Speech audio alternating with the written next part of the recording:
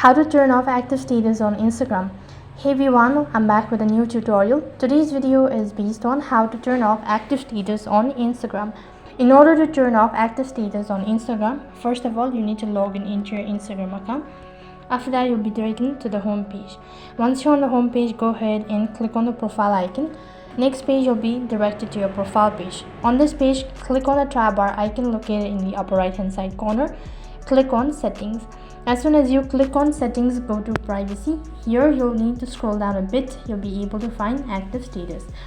So if you have already enabled active status, you'll be able to see a blue icon which indicates that the active status has been enabled. So in order to turn it off, you need to toggle the switch. After that, the active status has been turned off. So this will actually hide your online status, which means that nobody will be able to see whether you're online or active on Instagram, nor you'll be able to see others' activity status. In this way, you can turn off active status on Instagram. That is all for this video. I hope the video was helpful. If it did really help you, make sure to like, share and subscribe to our channel. Thank you for watching. See you in the next video.